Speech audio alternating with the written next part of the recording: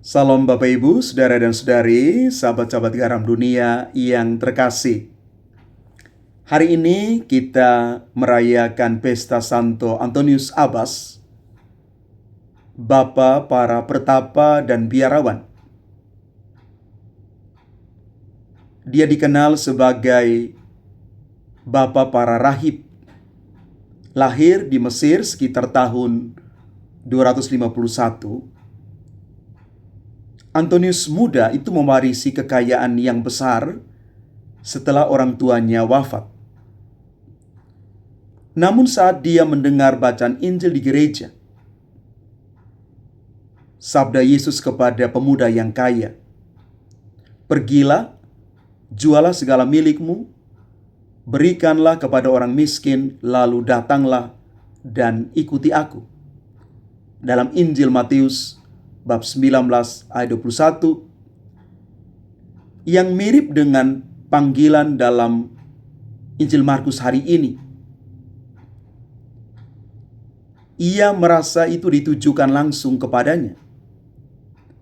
Dia menjual segala milik yang dia punya, meninggalkan dunia, dan pergi ke padang gurun untuk mengikuti Kristus sepenuh hati sebagai seorang pertapa.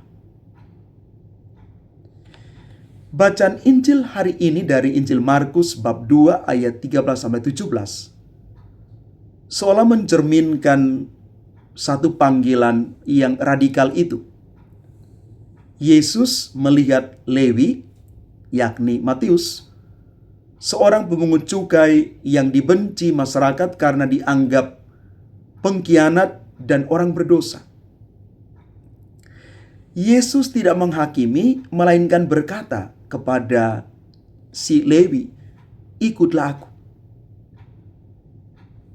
Dia langsung bangun, meninggalkan meja cukainya. Meja cukai ini simbol kekayaan dan statusnya, lalu mengikuti Yesus. Kemudian Yesus makan bersama para pemungut cukai dan orang berdosa lainnya di rumah Lewi. Para ahli Taurat dan kaum Farisi menggerutu. Mengapa ia makan dengan pemungut cukai dan orang-orang berdosa? Yesus menjawab, "Bukan orang sehat yang memerlukan tabib, melainkan orang sakit. Aku datang bukan untuk memanggil orang benar, melainkan orang berdosa." Bapak, Ibu, Saudara-saudari terkasih, panggilan Yesus adalah panggilan rahmat bagi orang berdosa. Lewi adalah orang sakit rohani karena dia serakah, dibenci, dan jauh dari Allah. Tetapi Yesus melihat potensi di balik kelemahan dan dosanya. Ia memanggilnya bukan karena Lewi sudah sempurna, tetapi justru karena ia butuh penyembuhan. Begitu juga Santo Antonius Abbas yang kita rayakan hari ini.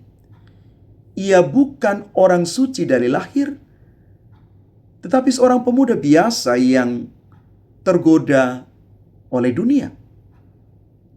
Panggilan Yesus mengubahnya menjadi teladan kesucian. Yesus datang untuk kita semua yang sakit, yang sadar akan kelemahan, akan kerapuhan, dan atas dosa-dosa kita.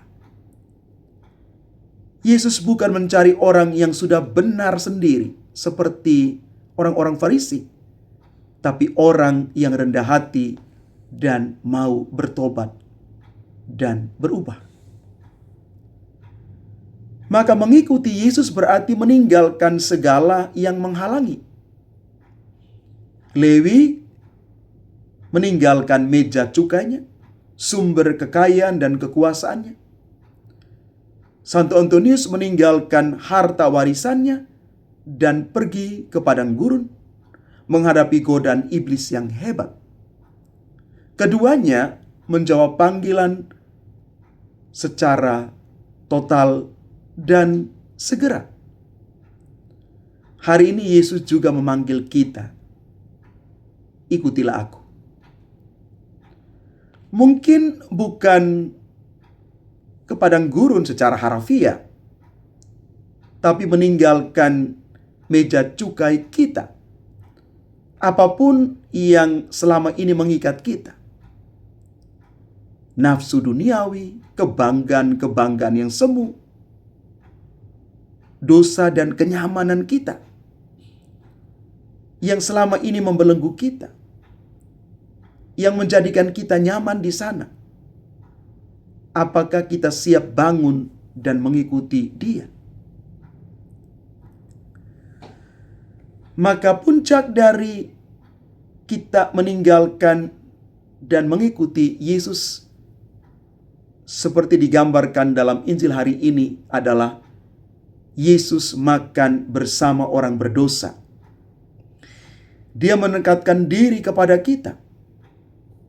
Makan bersama itu adalah tanda persahabatan intim dalam budaya tradisi Yahudi.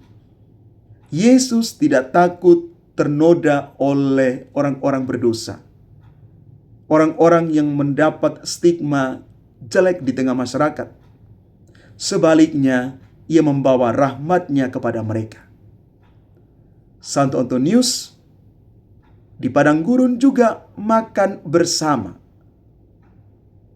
Dia makan perjamuan bersama Yesus di dalam doa dan ekaristi. Meski dia sendirian dalam pertapaan, dia tetap didampingi oleh ekaristi kudus yang dia rayakan tiap hari. Ini mengingatkan kita, dalam ekaristi kudus hari ini Yesus mau makan bersama. Dia mau ada bersama kita, makan bersama kita, orang-orang sakit, orang-orang yang penuh dengan kelemahan.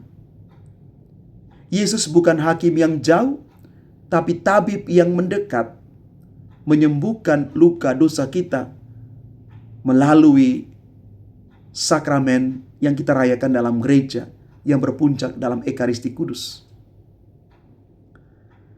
Mari Bapak, Ibu, Saudara, dan Saudari terkasih, kita mau belajar hari ini dari Santo Antonius dan juga Lewi. Kita belajar dan menyadari bahwa kita adalah orang sakit. Kita adalah orang yang juga penuh dengan kelemahan.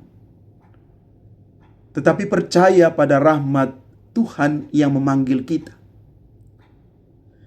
Jangan seperti orang-orang Farisi yang merasa sehat dan menghakimi orang lain. Tapi sebaliknya, mari kita belajar rendah hati. Tinggalkan yang menghalangi kita dan ikut Yesus di dalam pertobatan kita setiap hari. Semoga kita menjadi orang-orang yang sudah diselamatkan, dibaharui, diampuni, dan dipulihkan oleh Tuhan sendiri. Tuhan memanggil kita dari keadaan kita. Tuhan tidak memanggil yang sempurna, tetapi Dia menyempurnakan siapa saja yang Dia panggil. Tuhan memberkati kita sekalian. Amin.